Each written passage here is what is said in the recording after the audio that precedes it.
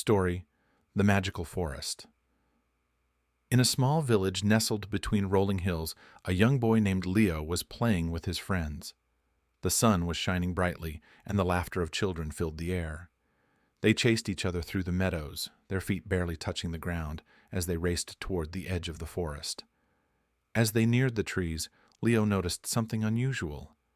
A faint glow shimmered from within the dense foliage, almost as if the forest was calling out to him.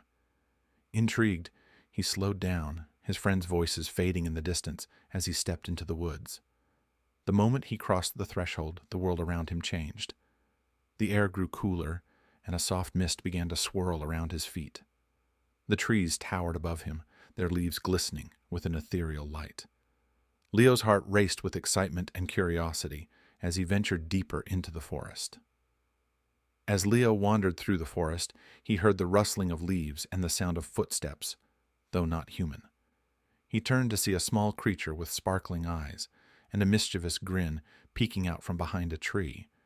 It was no taller than a rabbit, with fur that shimmered in shades of blue and green. "Hello?" Leo said softly, unsure if the creature could understand him. To his surprise, the creature nodded and stepped forward, gesturing for Leo to follow. As they walked, more creatures emerged from the shadows. There were glowing butterflies with wings as delicate as glass, foxes with tails that left trails of stardust, and owls with feathers that shimmered like moonlight.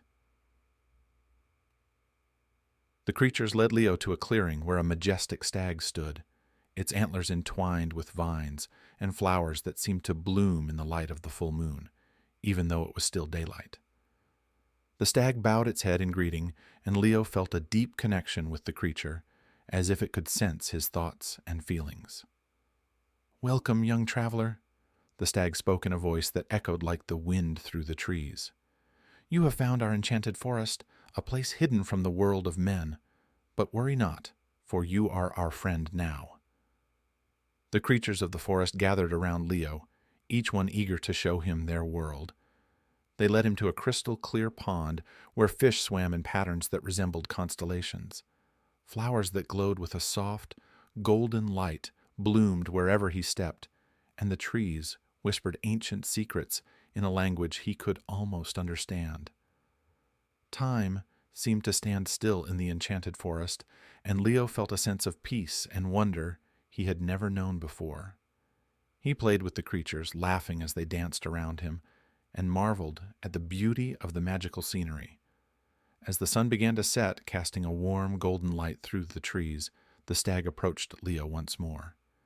"It is time for you to return to your world, young one," the stag said gently, "but know that this place will always be with you, in your heart and in your memories."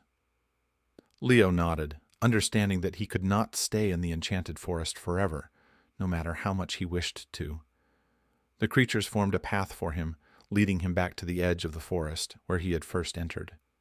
As Leo stepped out of the forest, the mist began to fade, and the magical creatures slowly disappeared from sight. He turned back one last time, catching a glimpse of the stag standing at the edge of the trees, its eyes filled with a wisdom beyond his years. Leo's friends were waiting for him, their faces full of concern. "Where did you go?" one of them asked. "We couldn't find you anywhere."